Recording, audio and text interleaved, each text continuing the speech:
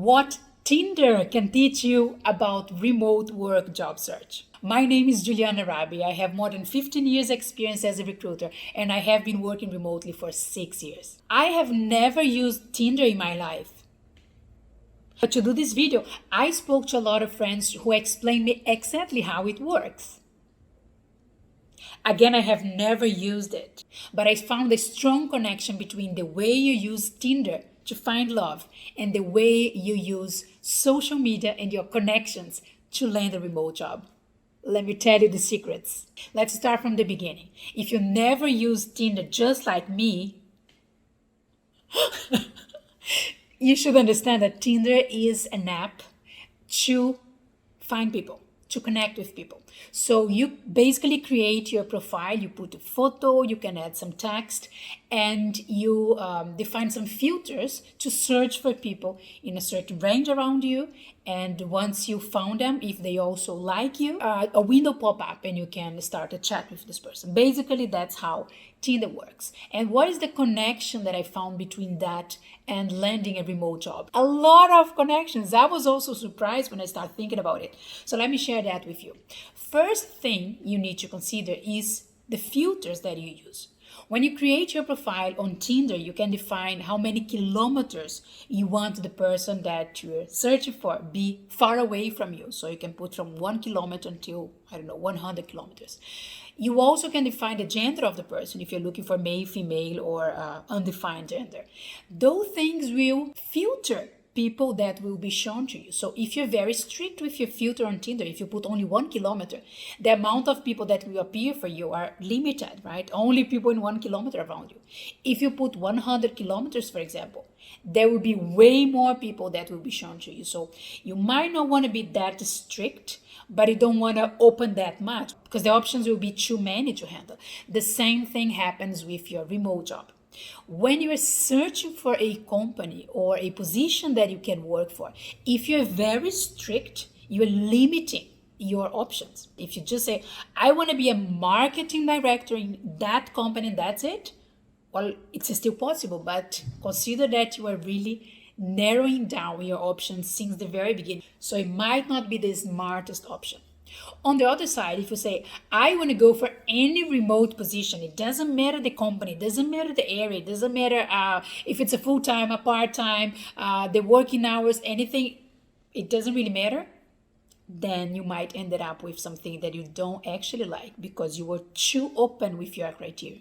So just like in Tinder, make sure the criterion, the initial filter that you use is helping you, is serving you towards your purpose.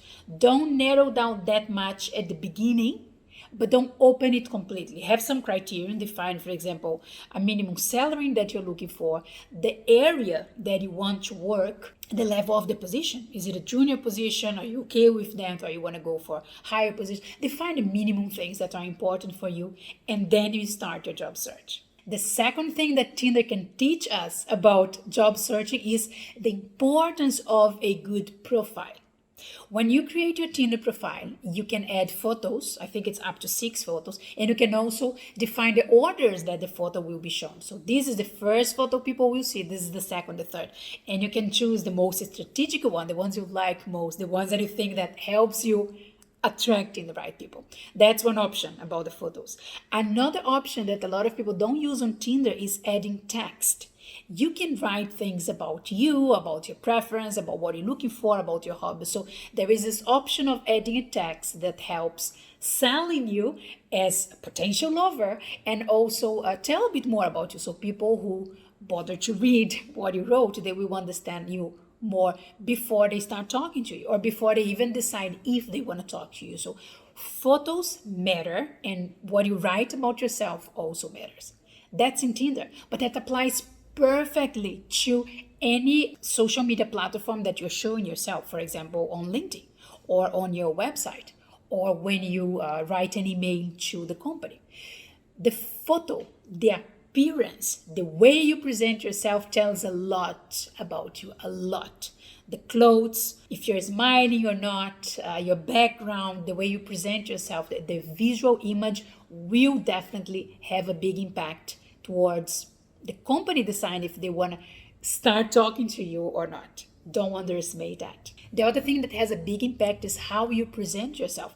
The initial phrases, the first words, the first context that you give to the company, to the recruiter, apart from the photo. So be very smart, be very strategic about how you introduce yourself.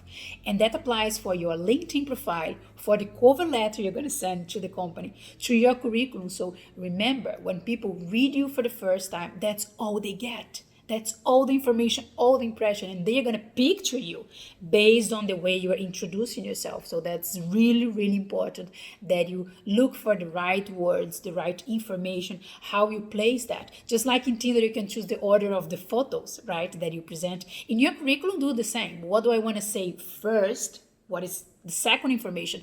What is the third?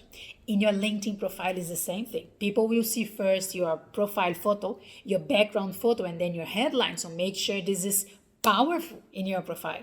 Then they're going to read your about. So use this area to, boost the interest. Make yourself very attractive for the remote company. Make yourself like, I want to talk to that person, definitely.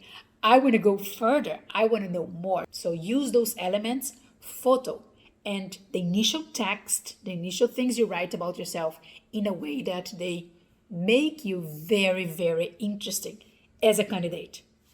And also on Tinder. Then, if you did those things right, you select the correct filters and you use the powerful photo and the powerful text, boom, a match will happen. Yeah! So the recruiter will want to contact you. The hiring manager writes something on LinkedIn, or you are invited for an interview. Yeah, you're doing things right. But hey, it's not all done yet. The most important part comes when you start engaging with the person on the other side of the profile, right? All the efforts you did up to now are to get the chance to talk to that guy or to that girl on the other side of the screen, right? And a lot of people at this moment, you know what they do? Hi, how are you? What are you doing? Those are such empty phrases. Don't start your Tinder chat just like that. Hi, how are you doing? Go further. Add a question that forces the other person to think and to reply to you. Be interesting. Make an impact. Be original. Do something that will make the person not only remember you, but want to know more about you. This is your big chance. If you start with a hi, chances that that conversation go further are very low. And probably, you know what? They're going to go to another person that is more interesting than you.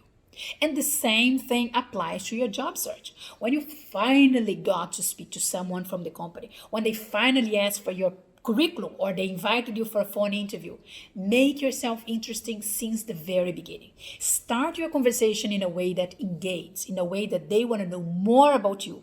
They want to get more details. Show that you know them. Show that you are really, really interested and that you care about them.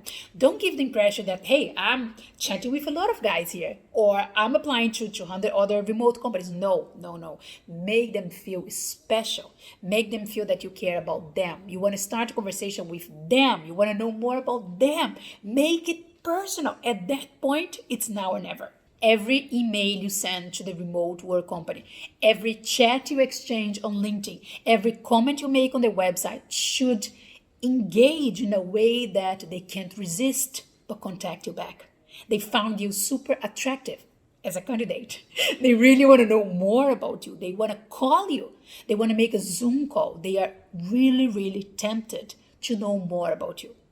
And then, well, things will happen or they will not happen, but you went as further as you could go. Once you have the chance to talk to the company, to talk to the recruiter, to the hiring manager, to start the recruitment process, that's it. There are other things that we cannot control in the process, definitely, but those initial steps about the filters that you use, making a powerful impression with your photo and the first text, the first message you send to them, and create an engaging and interesting conversation, definitely, you can be in charge of that. You can create a positive impact.